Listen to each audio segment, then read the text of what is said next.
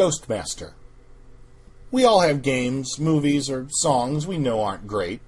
They're not something that will wind up in the hall of the all-time best, but we love them anyway. For me, one of these movies is The Frighteners. Addicted to the Disco will never be number one on the most beloved of all time's music list, but I enjoy it. And for gaming, Ghostmaster fits this niche quite nicely.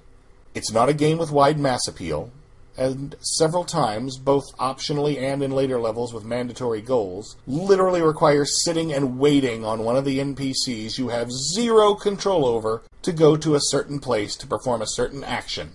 But tedious frustration aside, I love this game.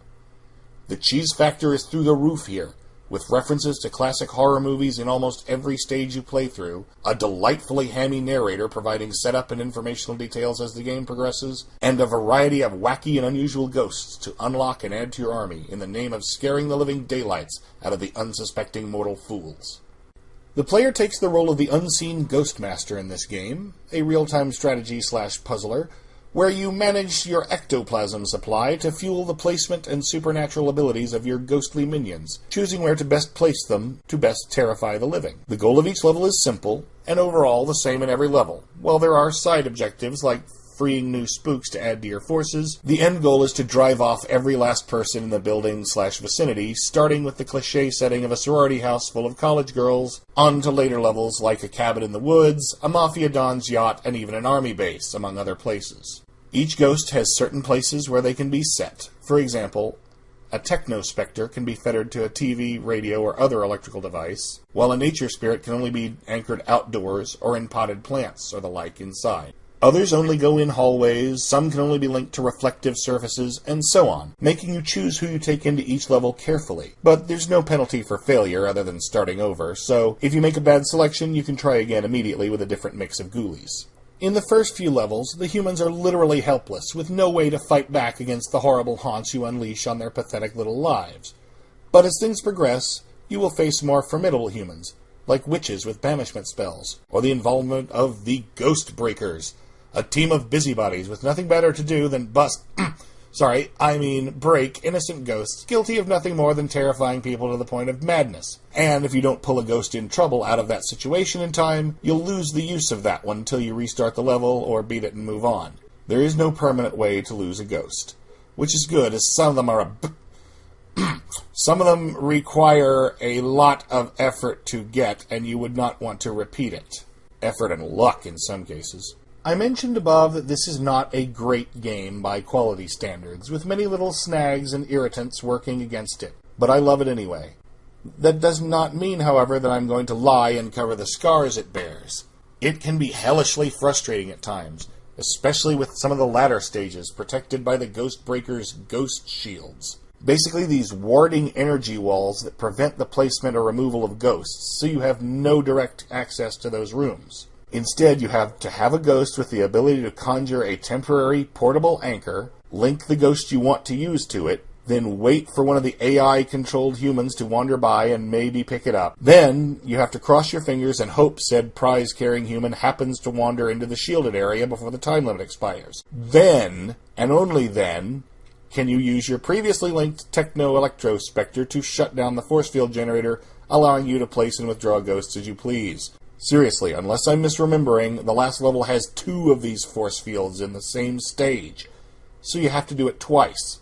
Not quite Ghosts and Goblins level player hate, but it's no cakewalk, take my word for it. And those final levels are not the only time the game requires you to basically sit and wait till the right ant decides to wander into the right chamber of the ant farm, even if it's the biggest offending example.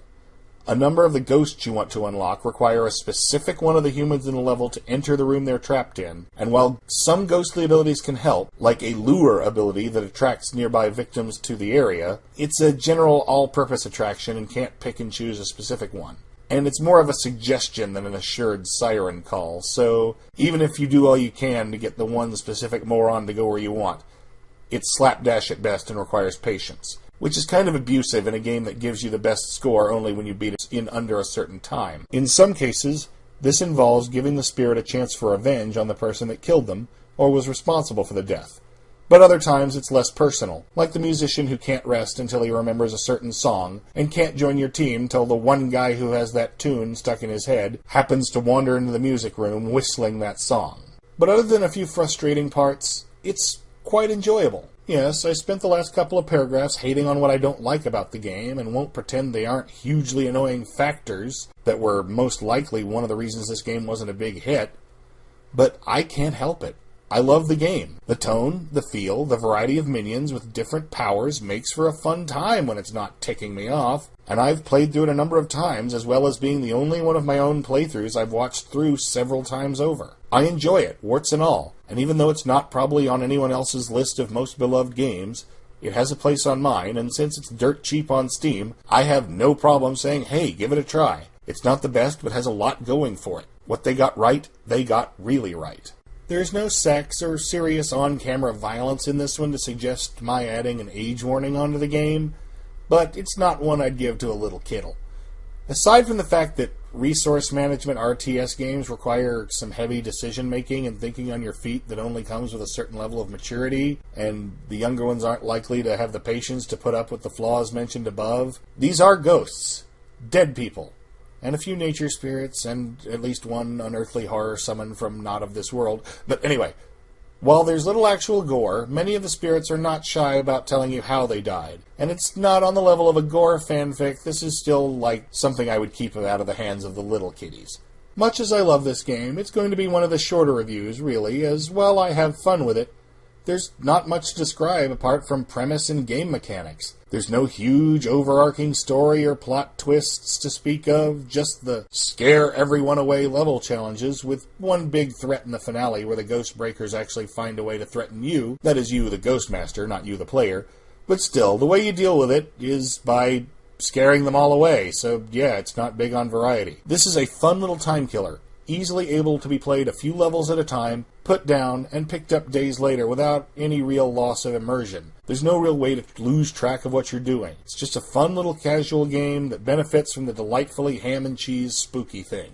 Call it one to try around Halloween, if nothing else. I think you'll have fun with it, assuming you can look over a few speed bumps. Have a wonderful day, and game on, YouTube.